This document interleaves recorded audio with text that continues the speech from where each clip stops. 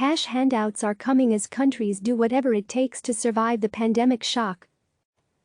London. The damage the coronavirus pandemic is inflicting on the global economy is so severe that governments are poised to start handing out cash directly to citizens, an emergency measure to help cover food, rent and utility payments during a period of extreme duress. In the United States, the Trump administration could issue $1,000 checks to all Americans. UK Prime Minister Boris Johnson said Wednesday that a temporary rollout of universal basic income is under consideration. And Japan's government is reportedly weighing handouts of at least 12,000 yen, $109 per person. Cutting checks is an imperfect tool to fight a recession.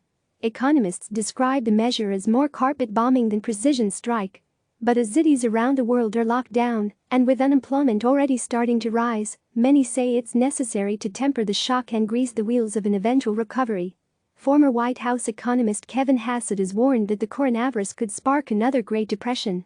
Large numbers of people are already being laid off this week, said Michael Pierce, senior U.S. economist at Capital Economics, a research firm. Those people will need immediate income assistance. U.S. leads the way. Governments have promised huge increases in spending and credit guarantees to contain the economic fallout from the coronavirus pandemic as cities and towns grind to a halt. Morgan Stanley told clients on Thursday that it believes fiscal stimulus worth $1.7 trillion will be solidified soon.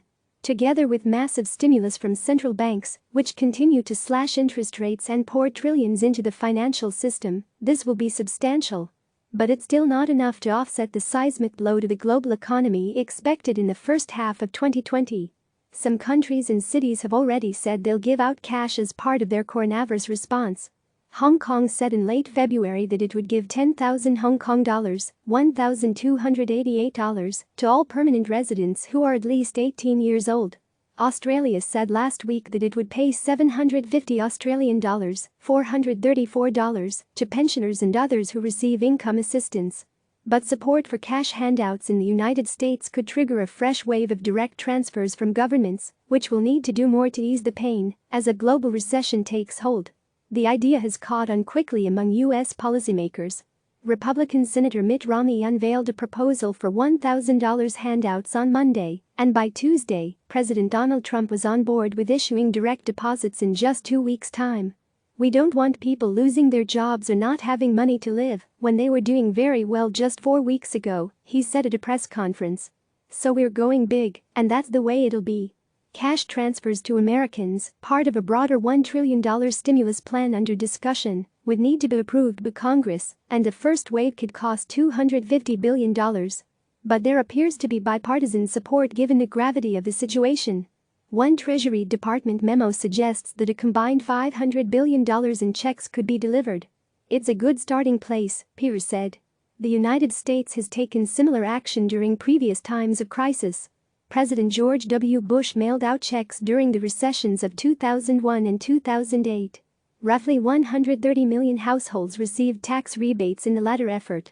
Single Americans received up to $600 and couples up to $1,200 at a cost of about $100 billion. The rebate phased out at higher income levels.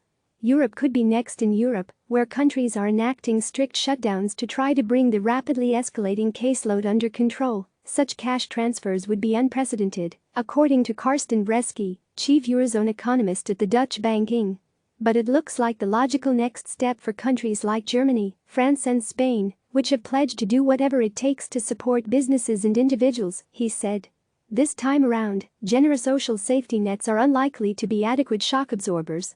"It helps contain the damage," said Holger Schmieding, chief economist at Berenberg Bank. "You are able to pay your employees for another month if you get support." Economists agree that cutting checks to the majority of a country's population is a blunt method of distributing relief. Some who do not need assistance may still receive it, and in a world where people are told not to leave their homes and movie theaters, restaurants and bars remain shut, it could be difficult to pump that money back into the real economy. Still, checks could play an important part in bridging the gap for those most in need and for getting the world back on its feet once the immediate crisis passes, whenever that may be. "Once people see these numbers stabilizing, it will bring some relief," Bresky said. "Then it would make the recovery that comes after stronger." No time to be squeamish. Large-scale cash transfers don't come without risks. One concern is inflation. If everyone gets $1,000 in their pocket, will landlords decide to raise rents? Could grocers raise prices on food? Though inflation was persistently low before the crisis in many large economies, the pandemic is a curveball. The outbreak has hit both supply and demand as factories close down and people hunker down inside. When crisis happens, the first thing that goes up is prices, said Ugo Gentilini, senior economist with the Social Protection and Jobs Global Practice at the World Bank. It's possible again. Funding cash payouts will also be hugely expensive.